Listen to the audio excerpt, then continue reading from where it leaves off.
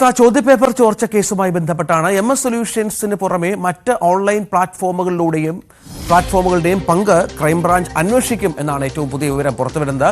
മറ്റ് 3 സ്ഥാപനങ്ങളുടെ കൂടി വിവരങ്ങൾ ക്രൈംബ്രാഞ്ച് ശേഖരിക്കുന്നുണ്ട്. അതേസമയം താമരശ്ശേരി ജുഡീഷ്യൽ മജിസ്ട്രേറ്റ് കോടതി കേസിലെ 1-ാം പ്രതി മുഹമ്മദ് ഷുഹൈബിന്റെ ജാമ്യാപേക്ഷ ഇന്ന് പരിഗണിക്കുന്നുണ്ട്. സജീവ് സി വാര്യർ വിവരങ്ങൾ പങ്കുവെക്കും. സജീവ്, ഈ അന്വേഷണം പല തലത്തിലുണ്ട്. കാരണം ഈ ഇപ്പോൾ അറസ്റ്റിലായവർ മാത്രമല്ല ഇതിൽ പങ്കാളികൾ എന്നുള്ള കൃത്യമായ സൂചന ക്രൈംബ്രാഞ്ചിലുണ്ട് എന്നാണ് മനസ്സിലാകുന്നത്. കൂടുതൽ പങ്കാളിത്തം സ്വാഭാവികമായി ഉണ്ട്.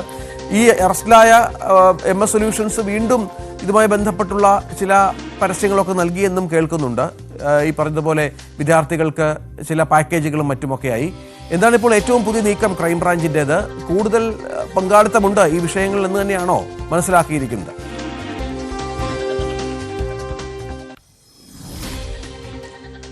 രഞ്ജിത്ത്, ഈ കേസിൽ 4 പ്രതികളാണ് ഇപ്പോൾ ഉള്ളത്. 1-ാം പ്രതിയായിട്ടുള്ള MS സൊല്യൂഷൻസിന്റെ ഉടമ അല്ലെങ്കിൽ CEO മുഹമ്മദ് ഷുഹൈബ്, 2-ാം പ്രതി ഫഹദ്, 3-ാം പ്രതി ജിഷ്ണു, 4-ാം പ്രതി അബ്ദുൾ നാസർ എന്നിവരാണ് ഇപ്പോഴുള്ള പ്രതികൾ.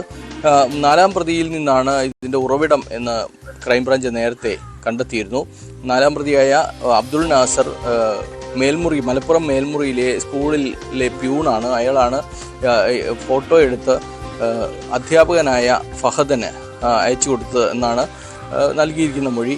അതുപ്രകാരം ആണ് ചോദ്യപേപ്പർ ചോർന്നതെന്ന്. എന്നാൽ MS സൊല്യൂഷൻസിന്റെ CEO ആയിട്ടുള്ള മുഹമ്മദ് ഷുഹൈബ് ഇത് അംഗീകരിക്കുന്നില്ല. അവർ ചോർത്തിയിട്ടുണ്ടാവും, പക്ഷേ തന്നെ സംബന്ധിച്ച് തനിക്ക് ഇക്കാര്യത്തിൽ അറിവില്ലായിരുന്നു എന്ന വാദത്തിൽ നിൽക്കുകയാണ്.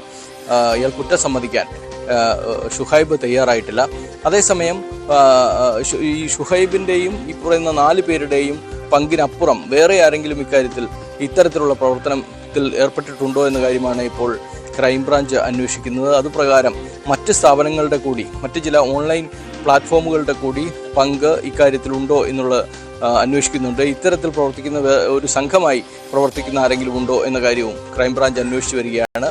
അതിനിടെയാണ് ഷുഹൈബ് തൻ്റെ നിരപരാധിത്വം പറഞ്ഞുകൊണ്ട് ജാമ്യാപേക്ഷ നൽകിയിരിക്കുന്നത്. ആ ജാമ്യാപേക്ഷയിൽ താമരശ്ശേരി കോടതി തള്ളിക്കഴിഞ്ഞാൽ ഹൈക്കോടതിയിലേക്ക് പോകാനാണ് ഷുഹൈബിന്റെ നീക്കം. രഞ്ജിത്ത്, അതാണ് സാഹചര്യം. ഏതായാലും ഈ വിഷയത്തിൽ കൂടുതൽ അന്വേഷണത്തിലേക്ക് ക്രൈംബ്രാഞ്ച് കടക്കുന്നു എന്നുള്ളത് തന്നെയാണ് ഏറ്റവും പ്രധാനപ്പെട്ട വിവരം.